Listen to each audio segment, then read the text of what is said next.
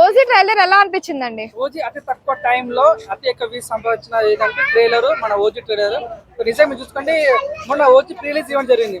చాలా cinema pre release event ఉంటాయి, అది తక్కువ టైంలో ఎక్కువ వ్యూస్ సంపాదించిందంటే అది ఓజీ. సో అవునని కాదన్నా ట్రైలర్ కొంచెం లీక్ అయింది, కానీ చాలా తక్కువ మంచి రీచ్ రావడం అనేది చాలా గ్రేట్ అని చెప్పొచ్చు. ఇంకోటి అర్థం చేసుకోండి, సడన్ యూబైఏ సర్టిఫికేట్ ఇస్తారు సెన్సార్, కానీ ఓజీ సినిమాకి ఏ సర్టిఫికేట్ ఇచ్చిందంటే అర్థం చేసుకోండి, ఇది చిన్న పిల్లలు చూడాల్సిన సినిమా కాదు, పెద్దలు చూడాల్సిన సినిమా.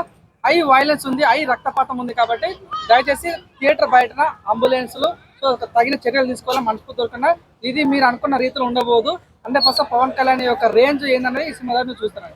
పవన్ కళ్యాణ్ గారి లుక్స్ మీకు ఎలా అనిపించాయి ఇప్పుడు ట్రైలర్ చూసినప్పుడు? పూరా మాస్, నిజంగా చిన్న పిల్లాడికి ఓజీ ట్రైలర్ చూపిస్తే కత్తి పట్టుకుంటాడు అండి, అంత వైలెన్స్ అనిపించింది. నిజంగా రాయలసీమలో రౌడిజం ఉంటది, మాఫియా ఉందంటారు కదా, ఇది నిజమైన మాఫియా, ఇది మీరు చూడబోతున్నారు.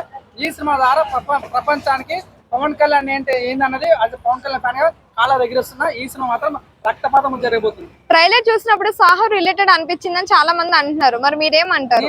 నాకైతే అలా అనిపించలేదండి. సాహో డైరెక్టర్ సుజితే, ఈ ఓజీ సినిమా డైరెక్టర్ సుజితే. సో మీకు ఆ రకంగా అనిపించవచ్చు, కానీ సో చాలా డిఫరెంట్. అంత సినిమా కాంప్లీట్ గా అనిపించలేదండి.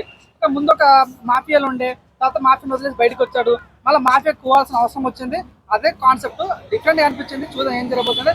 పెద్ద కాంప్లికేటెడ్ అన్నట్టు కాకుండా డిఫరెంట్ గా అనిపించింది. ఆ విష్ ఆల్ బెస్ట్, మంచి టోటల్ మనసుకు కోరుకుంటాం. Thank you.